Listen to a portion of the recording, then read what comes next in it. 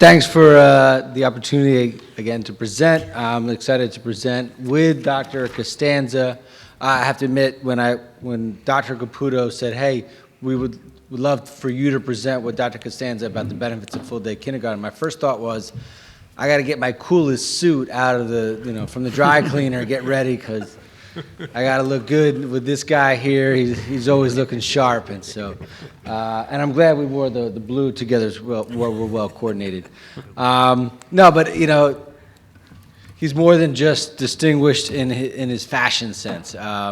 We are really fortunate to have his expertise with us. His understanding of high quality kindergarten is impressive. He was the official title is Administrator of the Division of Early Childhood. He was the head in the Department of Early Childhood for NJDOE for a number of years, and that's how I got to know him.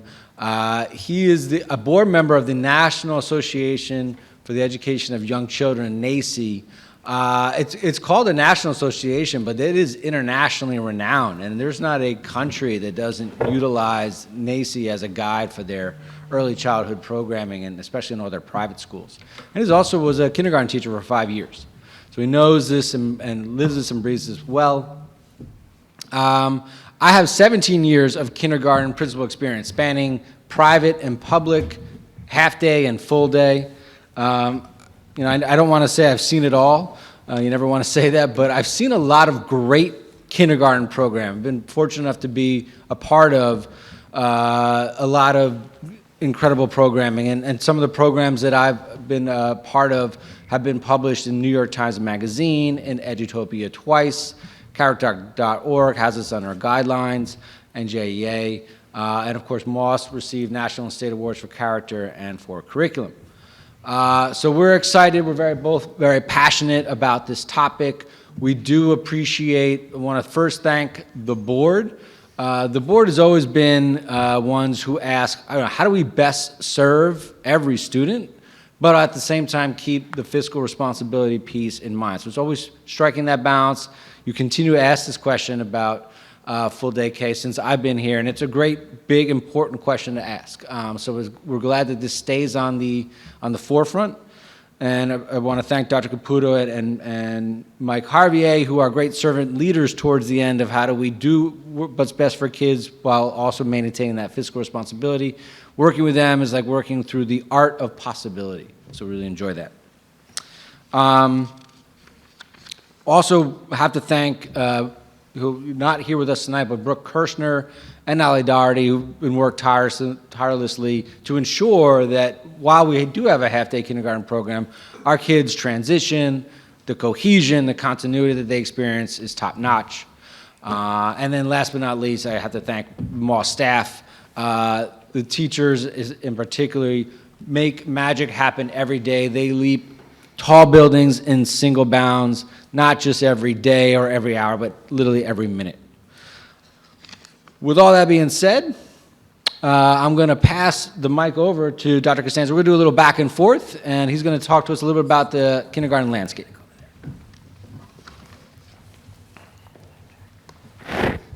Thank you, sir. Thank you for the flattering introduction. I think we could have just went to questions after that introduction. I think that was it.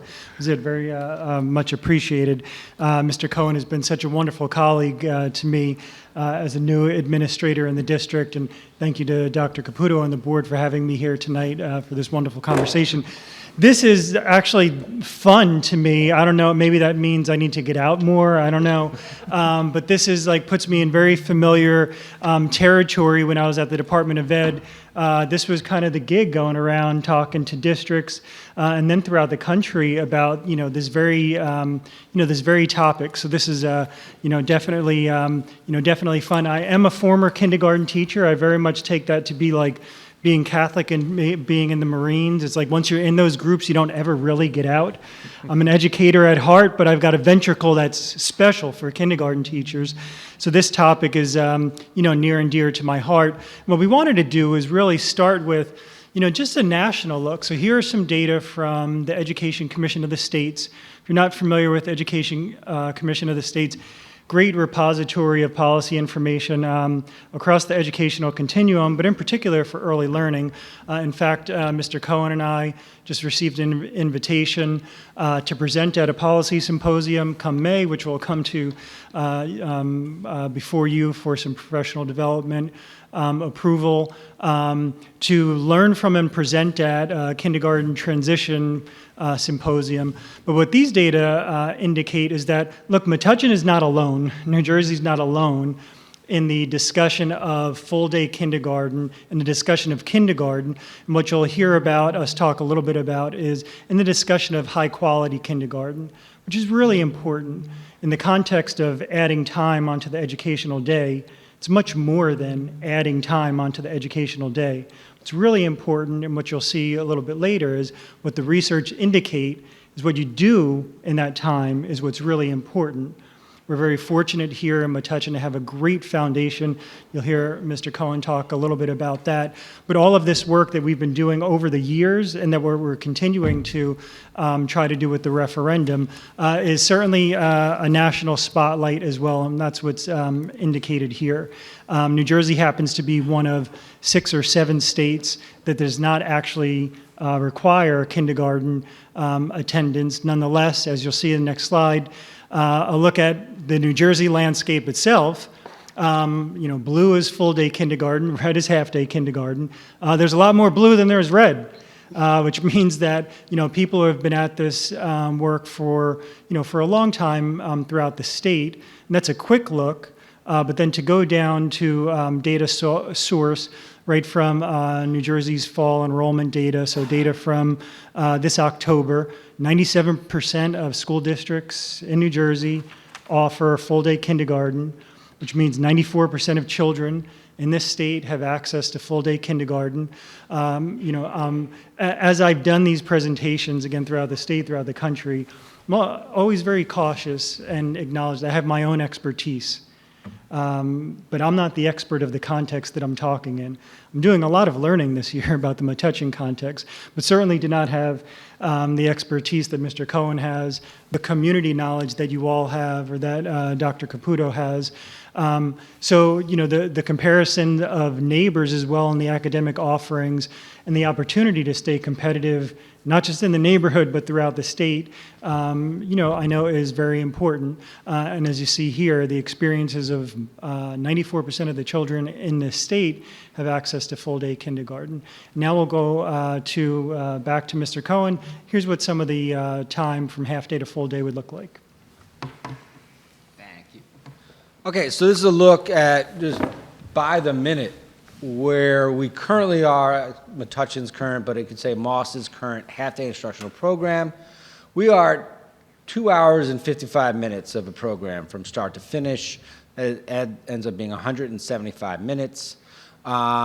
We tease that out to what that would be in total number of minutes for the year, and I'll talk a little bit more in a minute about our core academic instructional time in the midst of all that.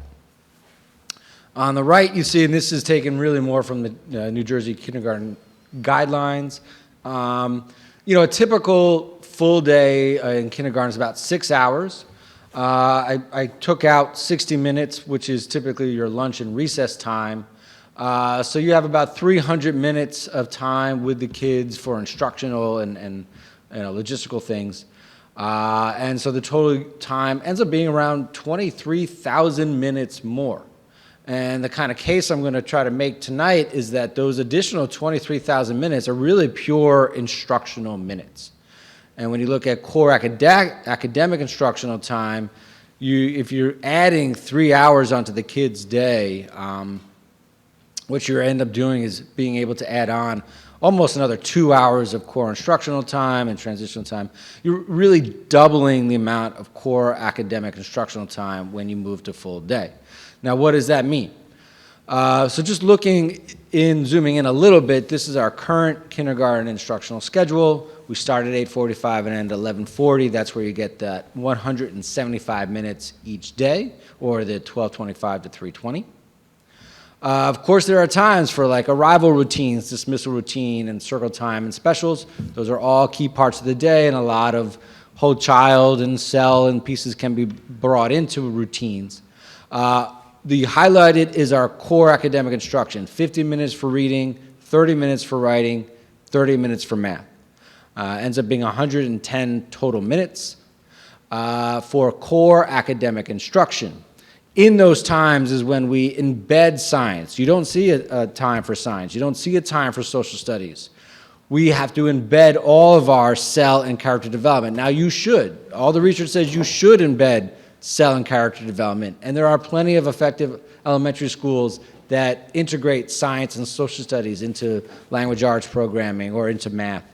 But the point here, and there's again, Moss staff is doing an incredible job, essentially doing, twice the amount of standards in half the amount of time. But when we look at the impact that additional instructional time can have on kids, it's really, really impressive. When I arrived here in 2012, there was a lot of talk going on at the board level and the community level about, is it time to go to full-day kindergarten? And then what came back was the opportunity to increase instructional time at Moss by just 20 minutes each session, providing each teacher one stipend. We increased our instructional day by a total of 20 minutes. We put all that into our reading block. We went from a 30-minute reading block to a 50-minute reading block in 1 year. The average growth on our reading assessment tool was 2.33 growth. Just by adding 20 minutes to our reading block, our growth went to 5.87 average growth. It's an increase of 150%. And that was just with 20 minutes. So the idea is that if we can imagine what would be the impact of adding up to 110 minutes, and that would be of core instructional time. Now a little bit about the research from Dr. Thank you, sir. And, really to start here, to highlight something that Mr. Cohen said, which I think cannot be overemphasized. The work that the kindergarten teachers are doing now, we're not asking them to do half of the standards. We're not asking them to do half of the work. They're doing all of the work, the full-time work of all of the standards in half of the time, with essentially 2 cohorts of children. That's really, really hard to do. And the fact that there is the foundation of a high-quality program is really amazing. And as, to the next slide, in my experience, when I've done these presentations throughout the country, throughout the state, districts that are going from half day to full day, you have to introduce some topics like developmentally appropriate practice. You have to introduce some topics like whole child learning and development. For a district that routinely sets its goals around the whole child, that's nothing that's new here, right? For a district that routinely does things like this picture represents here, which I have to name names because I have the great benefit of participating in the coping skills pilot with a kindergarten teacher, Ms. Stephanie Candell, and she talked about the zones of regulation. I would argue we all probably need these at work if you don't have them. People check in their, what zone they're in, check yourself before you wreck yourself. It's good for children, but perhaps even better, for adults to know where you're at. Not only do kindergarten teachers routinely do great high quality work already, I've had the great fortune to personally benefit from some of the great work that they're doing. One of these charts will be making an appearance in my office very, very soon.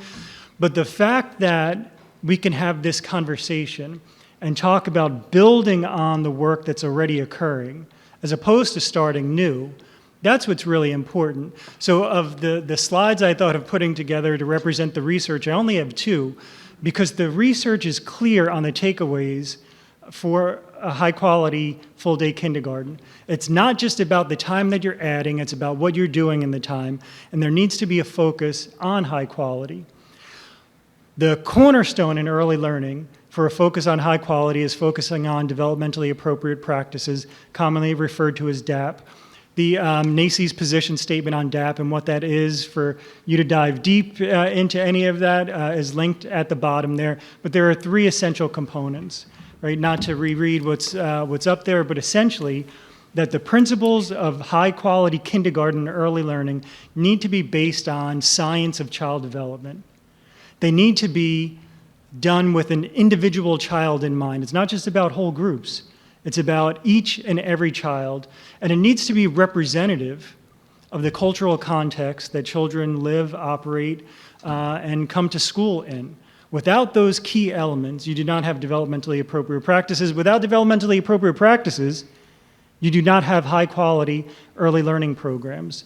Again, the basis, the foundation for that already exists in this district, which is, there's a head start. So with the opportunity to add the minutes on that you saw Mr. Cohen talking about in the previous slide, it really makes everybody excited about, what's possible and what we could build on top of.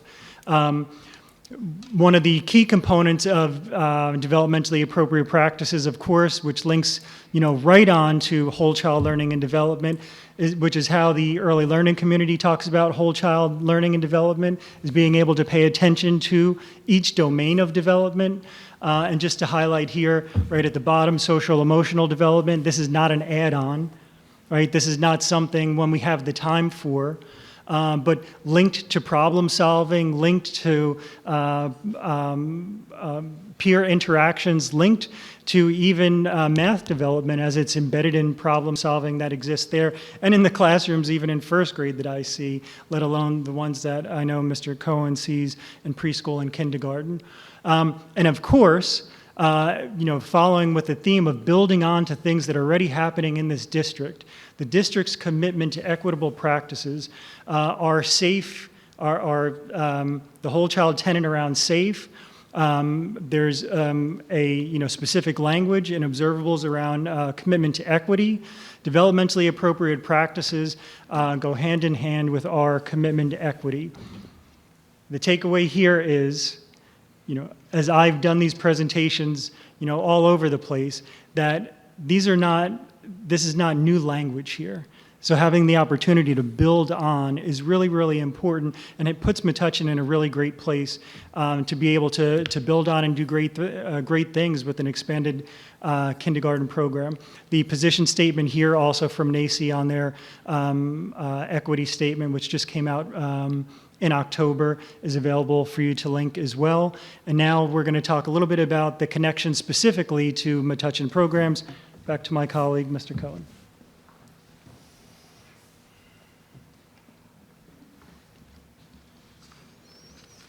So what would be some of the implications in terms of impact of full day K? What would it mean for our students?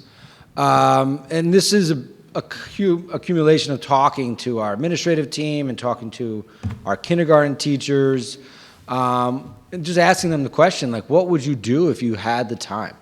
And so this is a synthesis of all that input and thinking, and based upon research and based upon what we know our students' needs are. First and foremost, we would have more balanced literacy. I talked earlier when I talked about the budget and said we lean towards the cognitive, strategic, and comprehension aspect of literacy because we just don't have the time to do it all, right? So now if we had more time for foundational skills at those early years is vital, and we would provide more time for sustained independent reading at school, building kids' stamina, 5 minutes, 10 minutes, 15 minutes to read. Right now we rely on our parents, and I always give my speech at back to school and hey, parents, let's have our kids read each night, 5, 10 minutes, let's build them up. But it would be incredible if we could do it every day with every kid at school. More time for core academic subjects that are not even in our instructional schedule right now. Science, social studies, being able to let the kids go deep into science and social studies. This is what I've been learning with Dr. Costanza. It's like, it's like, the opportunity to go deep into these things is really where so much of the power and where the research would say the value of full day K is. And teachers said more time for writing. We have these quick writing periods each day, but they don't have time for the kids to really get their thoughts out, to really keep elaborating, to really sustain their stories and their thinking through from beginning to middle to end. With more time for that core academic subjects, we would be able to do more in-depth projects with the kids. We could take some of the things that we love to do in summer stream, where we have chunks of time in the summer, and then start building that into the regular day-to-day experience of students. And then, of course, that leads to opportunities for more integrated and intentional play. For example, the teacher said we need more time for math centers. This would allow for the kids to do more math games. We would do things like ST Math, go deeper with their application of what they've learned, practice to the point of mastery in school. And then last but not least, whether there's a new building or cafeteria or not, we will always be able to do family style lunch. That gives the opportunities for kids to do those interactive pieces, learn a lot of the life skills that come around eating, but also just the opportunity to just socialize. And then if there were to be, combined with this, a passage of the referendum, there would be even more advantages. There would be staffing efficiencies that would allow us to provide a student choice enrichment activity based on student interests. We've developed that language and literacy further. Full-time access to an elementary school counselor. Common planning time. We don't have common planning time right now for kindergarten at all. While collective teacher efficacy is considered the #1 biggest influence on student achievement. So we would love to be able to afford that for our team. And then building upon that, if we were a pre-K2 building, allow for more vertical articulation. We go to great lengths right now, and Natalie Daugherty does a wonderful job in making sure that there's that cohesion and continuity, and department meetings now involve a lot of that, but it's limited in what we can do when it's once a month. So being in the same building together would go a long way. So with that, that's our presentation, but we're happy to take questions. Thank you for the presentation. I appreciate the time that both of you put into that. Open it up if there's any comments or questions from the board. Give the board a moment to get back if they need. I'll start with something, actually. So somebody said to me, years ago, we heard a presentation, or somebody said to us from the district that we do so well with half-day kindergarten, it's just as good as full-day kindergarten, or something to that effect. I don't know if that's something that would have ever been said, but do we know more now than we knew then, or were we always just making do with the best that we can with the time that we had? Is there anything that you could say to that? Well, sure, we're always doing the best we can with the time we have, and we always will. Mm-hmm. But I think that, and I've learned from Dr. Costanza in these conversations too, and I may pull them up, but for example, like things like equity. The research, maybe I can, if you're all right, have you come up and talk a little bit about the research there, which there's not much we can do. Mm-hmm. We've been doing so good going back and forth, kind of getting to the speaking for each other kind of thing too.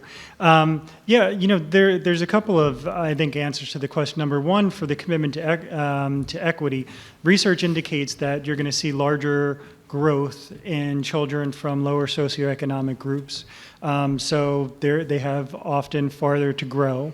So one of the things that you'll benefit from is what the research indicates is that there'll be greater academic gains for children from lower socioeconomic groups. So that's one thing that will change. The other thing that I would indicate, and it comes on the last slide that Mr. Cohen presented, two of my favorite bullets are increased time to play and family style lunch. The increased time to play is not just about messing around doing whatever you want. The gentleman who made the comment earlier about the robotics club, that's what play is about. Right? That stuff doesn't just happen in high school. That happens as soon as children walk into into any of our buildings, right? Having the opportunity to do the same thing that we all do as adults, to play around with ideas, to get things wrong, to come up with a hypothesis, to test something out, to work with peers. That's what that play is about. And now children would have more time, teachers would have more time to be able to do that. The family style lunch is also a wonderful thing. A tip to my cultural heritage. I said maybe children will have the opportunity to talk, to gossip as much as my family when they come together for family style stuff, which is fun in its own right in the peer interactions. But then also because of the quality of vocabulary development is really really wonderful. The point of highlighting those two things is that this is not just about increasing more time to do more testing of children, to do more homework. This is about being able to do high quality work. And let's be honest, years ago, standards have been, jacked up a bit, right? We're going much deeper into explaining reasoning, into knowing different problem solving strategies. Those things were not in existence, certainly when I was a child, but they are now. Now teachers have more of an opportunity to go deeper, and that's in part what full day kindergarten would provide teachers the opportunity to do, and children the opportunity to do. Thank you. And it also, seems to be an expectation of people who move to a town now, and that map is telling. When 97% of districts have that, it becomes an expectation, a surprise. People have expressed that to us as a surprise that it's not offered here. And then the conversation seems to be turning nationally to universal pre-K. And then you have New Jersey that doesn't require any kindergarten. We could have students entering first grade with no prior schooling whatsoever, yet the national conversation is turned to universal pre-K.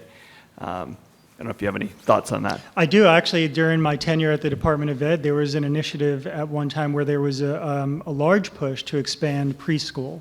And many districts were going to be experiencing a preschool expansion of full-day preschool for 3- and 4-year-olds that then fed into half-day kindergarten programs. On its face, that doesn't make sense, right? However, families have took the burden of doing it on their own. All the while, I think I saw in the governor's budget today, there's something like $68 million more dollars for the expansion of preschool. So, to have the conversation around expansion of kindergarten happen, at the same time while there's this tremendous push for expansion of preschool, even if, preschool isn't offered in the community. Families are paying and going elsewhere to get it, and the expectation, as the data indicate, are that, well, what about kindergarten? And many families, throughout the state are getting it. Yeah, so they definitely have an impact. Thank you. Any other comments, questions from the board? Well, we appreciate your time. Thanks for staying Thank you late so much. tonight. And we're going to have this, besides this meeting being publicly available, of course, on video, we're going to have this portion spliced out and added to our website as well, our referendum website, so that people could view just that portion as well if they'd like to. Thank you. I just want to say this last thing that want to thank Dr. Herzog. She talked about a lot of the other people that are involved in the work, and I would say in our MIP program and getting our MIP kids up to speed for inclusion in kindergarten and then ready for Campbell School. They just do an amazing job. It's incredible leadership, and yes, a lot of credit goes to a lot of the people behind the scenes, but she's really been a key to a lot of our students with special needs getting the most out of half-day 3-year-old, half-day 4-year-old, half-day kindergarten, and being ready and successful beyond. And then add into the work with the mental health piece. Talked about all the different things that are going on there, but I'm happy in the next week to be meeting with the curriculum committee and talking about our second benchmark data. But by so many indicators, we're seeing that our students are right on par where they were academically before the pandemic, as if almost the pandemic never occurred. And so much of that is due to a lot of the work, not only in special ed, but also with the mental health too. So just wanted to give her a shout out. I know she gets poured a lot of the appreciation from the board, but just to know that it's just incredible the impact that the work that she has. And it includes our kindergarten kids' readiness to move on. And other than that, thanks again for everything tonight. It's great seeing everybody. Thank you.